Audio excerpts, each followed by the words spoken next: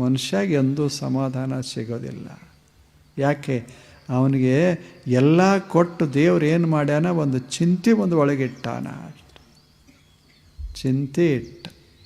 ಮತ್ತು ಚಿಂತೆ ಅನ್ನೋದು ಹೆಂಗಿರ್ತದೆ? ಈಗಿರೋದಿಲ್ಲದು, ಮುಂದೆ ಆಗೋದಿರ್ತದೆ. ಇವಾಗ ಚಿಂತೆ ಶುರು ಮಾಡಿರ್ತಾನೆ. ಅದು ಮಜಾ ಇರ್ತದೆ. ಅಕಸ್ಮಾತ್ ಹಿಂಗಾದರೆ ಹೆಂಗೆ ಅಂತ ಚಿಂತೆ ಶುರುವಾಗ್ತದೆ.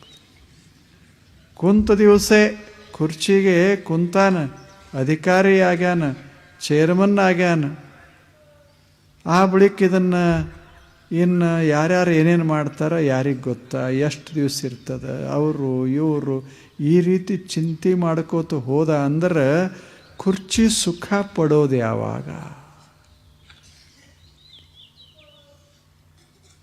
ಬಿಡೋವಾಗ ಬಿಡೋಣ, ಇದ್ದಾಗ ಕೂಡೋಣ ಅಂತ ಇತ್ತು ಅಂದ್ರೆ ಆರಾಮಿರ್ತಾನೆ ಮನುಷ್ಯ. ಹಂಗಾಗೋದಿಲ್ಲ. ಇದ್ದಾಗ ಇಲ್ಲದ ಕ್ಷಣಗಳನ್ನು ನೆನಪ ಮಾಡಿಕೊಂಡು ಚಿಂತೆ. ಈ ಹುಡುಗ ಅಕಸ್ಮಾತ್ ಶಾಲೆಯಿಂದ ಬರೋದ್ರಾಗ ಆಕ್ಸಿಡೆಂಟ್ ಆದರೆ ಹೆಂಗೆ? ವಿಚಾರ ಹೆಂಗೆ ಬರ್ತಾವ? ಆಗೋದಿಲ್ಲ ಅಂತಲ್ಲ, ಆದರೆ ಹೆಂಗೆ ಅಂತ ತಲೆಯಾಗಿ ನಾವೇನು ಹಾಕ್ಕೋತೇವಲ್ಲ, ಅದು ಚಿಂತೆಗೆ ನಮ್ಮನ್ನು ದೂಡಿ ಬಿಡ್ತದೆ. ಸುಮ್ಮನೆ ತಲೆ ಮೇಲೆ ಒಂದು ಬಿಳಿ ಕೂದಲು ಬಂತು ಅಂದರೆ ಚಿಂತೆ ಶುರುವಾಗ್ತು. ಇದು ಹೋಗೋದ್ರಾಗ 2 ಆದರೆ ಹೆಂಗೆ? 4 ಆದರೆ ಹೆಂಗೆ? ನಮ್ಮ ನೋಡಿದ್ರೆ ಜನ ಮೆಚ್ಚಿಕೊಳ್ಳೋದಿಲ್ಲ ಹೆಂಗೆ? ಇನ್ನು ಮುಂದೆ 50 ವರ್ಷ ಇರ್ತದೆ. ಈಗ ಚಿಂತೆ ಶುರುವಾಗ್ತದೆ. ಇದು ಜೀವನ ಅಲ್ಲ, ಇದು ಕೆಡಿಸ್ತದೆ. It makes the world grow old. ಇದು ಕೆಡ್ಸಕ್ಕೆ ಶುರು ಮಾಡ್ತದೆ. ಆದ್ದರಿಂದ ಈ 4 ಅದಾವ.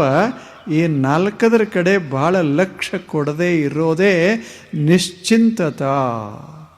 ಸಾವು ಬರ್ತದೆ, ಬಂದಾಗ ನೋಡೋಣ, ಈಗ ಯಾಕೆ? ಮುಪ್ಪ ಬರ್ತದೆ, ಬಂದಾಗ ನೋಡೋಣ, ಈಗ ಯಾಕೆ?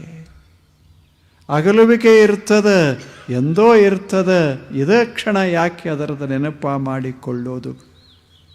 ಹೀಗೆ ಯೋಚನೆ ಮಾಡೋದು